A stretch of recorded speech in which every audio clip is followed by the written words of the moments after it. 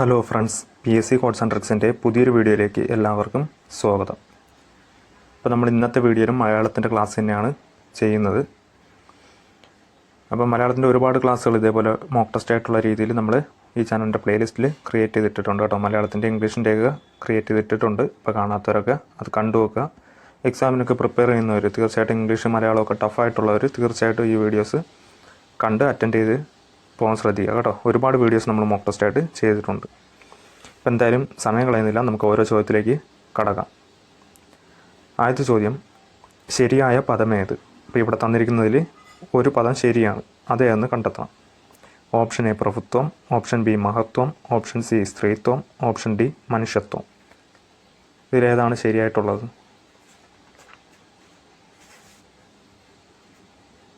ഒരെണ്ണം മാത്രമാണ് ശരി.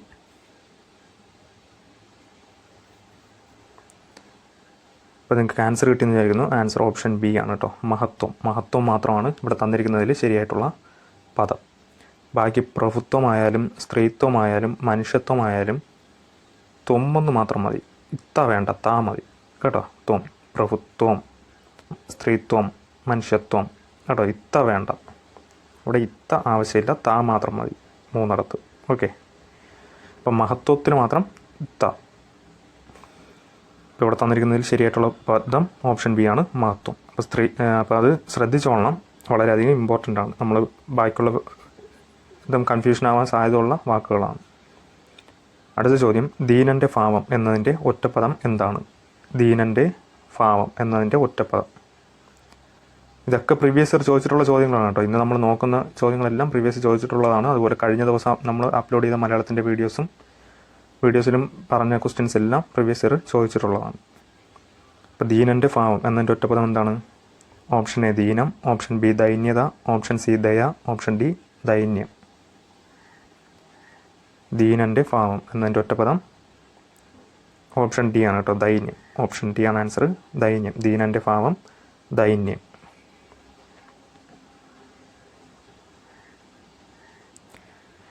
അടുത്ത ചോദ്യം, സമ്പത്ത് പ്ലസ് ലബ്ധി ചേർത്തെഴുതിയാൽ. ഇപ്പോൾ സമ്പത്ത് പ്ലസ് ലബ്ധി ചേർത്തെഴുതിയാൽ എങ്ങനെ എഴുതാം?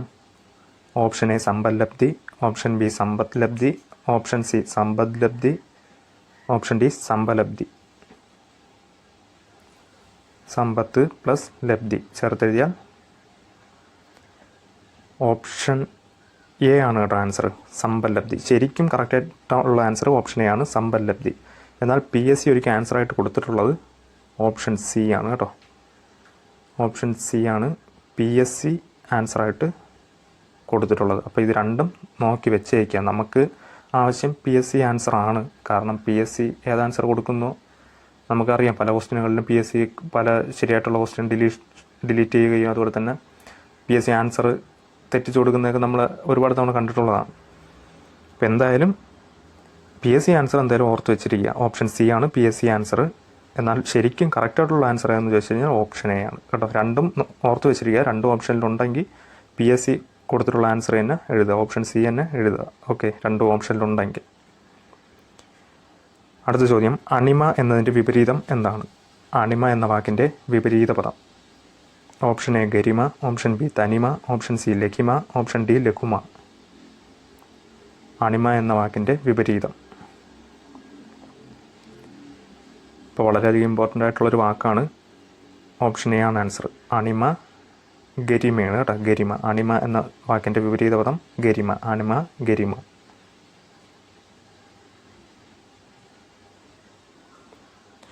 അടുത്ത ചോദ്യം, കഴുത്ത് എന്നർത്ഥം വരുന്ന പദമേത്? ഇപ്പോൾ ഈ തന്നിരിക്കുന്ന ഓപ്ഷൻസിൽ കഴുത്ത് എന്നർത്ഥം വരുന്ന പദമാണ് ചോദിച്ചിരിക്കുന്നത്. അപ്പോൾ ഓപ്ഷൻ എ കന്തരം, ഓപ്ഷൻ ബി കന്തുകം, ഓപ്ഷൻ സി കന്തരം, ഓപ്ഷൻ ഡി കന്തം. കഴുത്ത് എന്നർത്ഥം വരുന്ന പദം ഒരുപാട് തവണ ചോദിച്ചിട്ടുള്ളതാണ്. ഓപ്ഷൻ സി ആണ് കേട്ടോ ആൻസർ. ഓപ്ഷൻ സി ആണ്, കന്തരമാണ് ആൻസർ. ശ്രദ്ധിച്ചോണം, കന്തരം. ഓക്കെ, ഓപ്ഷൻ എ കന്തരത്തിൻ്റെ അർത്ഥം ഗുഹയാണ് കേട്ടോ. ഓപ്ഷൻ എ കന്തരത്തിൻ്റെ അർത്ഥം ഗുഹ എന്നാണ്, ഗുഹ.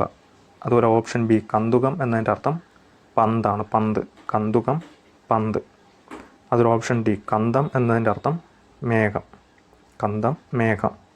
ഇപ്പോൾ കന്തരം, ഓപ്ഷൻ എ കന്തരം ഗുഹ, ഓപ്ഷൻ ബി കന്തുകം പന്ത്, ഓപ്ഷൻ സി കന്തരം, കഴുത്ത്. ഓപ്ഷൻ ഡി കന്തം, മേഘം.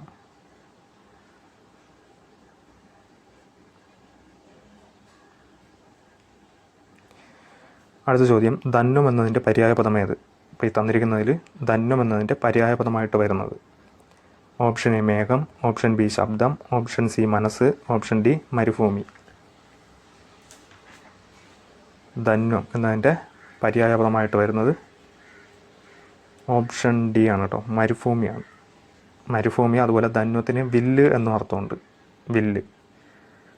അപ്പോൾ ധന്വം എന്നതിൻ്റെ അർത്ഥം മരുഭൂമി. ഓപ്ഷൻ ഡി ആണ് ആൻസർ, മരുഭൂമി. പ്രീവിയസ് ഇയർ ഒരുപാട് തവണ ചോദിച്ചിട്ടുള്ള വാക്കാണ് കേട്ടോ ധന്വം. അടുത്ത ചോദ്യം, താഴെ തന്നിരിക്കുന്നവയിൽ സ്ത്രീലിംഗ പ്രത്യയം ഏത്? താഴെ തന്നിരിക്കുന്നവയിൽ സ്ത്രീലിംഗ പ്രത്യയം. ഓപ്ഷൻ എ അൻ, ഓപ്ഷൻ ബി അൾ, ഓപ്ഷൻ സി ഇ, ഓപ്ഷൻ ഡി ത്.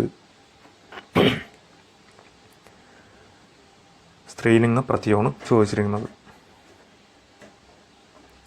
ഇപ്പോൾ ഇവിടെ ഓപ്ഷൻ ബിയും കറക്റ്റാണ്, സിയും കറക്റ്റാണ് കേട്ടോ. രണ്ടും സ്ത്രീലിംഗ പ്രത്യയങ്ങളാണ്. അൾ അതുപോലെ ഇ, ഇത് രണ്ടും സ്ത്രീലിംഗ പ്രത്യയമാണ്.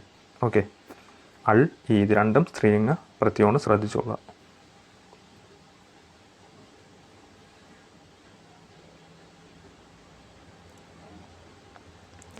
അടുത്ത ചോദ്യം, പൂജക ബഹുവചന പദജോടി ഏതാണ്? ഇപ്പോൾ ഈ തന്നിരിക്കുന്നതിൽ പൂജക ബഹുവചനമായിട്ട് വരുന്ന പദജോഡികൾ ഏതൊക്കെയാണെന്നാണ് ചോദ്യം.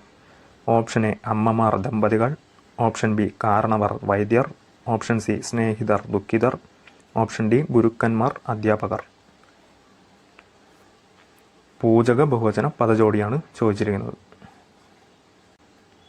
അപ്പോൾ അതിൽ ഓപ്ഷൻ ബി ആണ് ആൻസർ. ഇവിടെ കാരണവർ വൈദ്യർ, ഇതാണ് ഇവിടുത്തെ പൂജക ബഹുവചന പദജോഡികൾ. ഓക്കെ,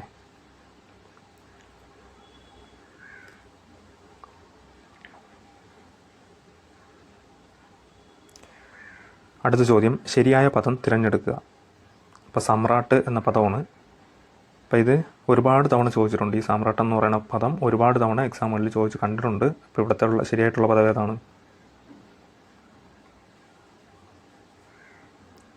ഓപ്ഷൻ എ ആണ് കേട്ടോ, ഓപ്ഷൻ എ ആണ് സമ്രാട്ട് കേട്ടോ. ഓപ്ഷൻ എ സമ്രാട്ട്, ഓപ്ഷൻ എ ആണ് കറക്റ്റായിട്ടുള്ള ആൻസർ. അടുത്ത ചോദ്യം, സ്ത്രീലിംഗ പദം കണ്ടെത്തുക. ഈ തന്നിരിക്കുന്നതിൽ സ്ത്രീലിംഗ പദം കണ്ടെത്തണം. ഓപ്ഷൻ എ ധന്വി, ഓപ്ഷൻ ബി കുടുംബി, ഓപ്ഷൻ സി വിദുഷി, ഓപ്ഷൻ ഡി സന്യാസി. ഏതാണ് സ്ത്രീലിംഗ പദം? വിദുഷിയാണ് കേട്ടോ, ഓപ്ഷൻ സി ആണ് ആൻസർ, വിദുഷി. പലരും ഇവിടെ ധന്വി എഴുതാൻ സാധ്യതയുണ്ട്. ധന്വി പുല്ലിംഗമാണ്. ധന്വിനി എന്നതാണ് സ്ത്രീലിംഗം കേട്ടോ. ധന്വിനി വന്ന സ്ത്രീലിംഗം, അതുപോലെ കുടുംബിനി വന്ന സ്ത്രീലിംഗം, അതുപോലെ സന്യാസിനി വന്ന സ്ത്രീലിംഗം. അപ്പോൾ വിദ്വാൻ എന്നത് പുല്ലിംഗം, അതിൻ്റെ സ്ത്രീലിംഗമാണ് വിദുഷി. വിദ്വാൻ വിദുഷി, വിദ്വാൻ പുല്ലിംഗം, വിദുഷി സ്ത്രീലിംഗം. ധന്വി പുല്ലിംഗം, ധന്വിനി സ്ത്രീലിംഗം. കുടുംബി പുല്ലിംഗം, കുടുംബിനി സ്ത്രീലിംഗം. സന്യാസി പുല്ലിംഗം, സന്യാസിനി സ്ത്രീലിംഗം. ഓക്കെ, അപ്പോൾ പലരും ധന്വി എഴുതാൻ സാധ്യത ഉണ്ട്. അപ്പോൾ അതുകൊണ്ടാണ് പ്രത്യേകം എടുത്ത് പറഞ്ഞത്. അപ്പോൾ അത് ശ്രദ്ധിച്ചോളാം. ഓക്കെ, ഇന്നത്തെ ക്ലാസ്സിൽ ഇത്രയും ക്വസ്റ്റ്യൻസ് ആണ് നോക്കുന്നത്. ഇതെല്ലാം പ്രീവിയസ് ഇയർ ചോദിച്ചിട്ടുള്ള ചോദ്യങ്ങളാണ്, വളരെ ഇമ്പോർട്ടൻ്റ് ആണ് കേട്ടോ. സമ്രാട്ട് എന്ന പദമൊക്കെ ഒരുപാട് തവണ ചോദിച്ചു കണ്ടിട്ടുണ്ട്. ഓക്കെ, ഇപ്പോൾ വീഡിയോ ഇതുപോലത്തെ മലയാളത്തിൻ്റെ ഇംഗ്ലീഷിൻ്റെയൊക്കെ ഒരുപാട് പ്രീവിയസ് ഇയർ ചോദ്യങ്ങൾ ഉൾപ്പെടെയുള്ള മോക്ക് ടെസ്റ്റ് വീഡിയോ നമ്മൾ ചാനലിൽ പ്ലേലിസ്റ്റായിട്ട് ക്രിയേറ്റ് ചെയ്തിട്ടുണ്ട്. കാണാത്തവരൊക്കെ കണ്ടു വെക്കുക. വീഡിയോ പ്രയോജനപ്പെടുമെന്ന് നിങ്ങൾക്ക് തോന്നിയാൽ മാത്രം സപ്പോർട്ട് ചെയ്യുക. ഓക്കെ, ഇപ്പോൾ പുതിയൊരു വീഡിയോയുമായി കാണുന്നവരെ ഗുഡ് ബൈ.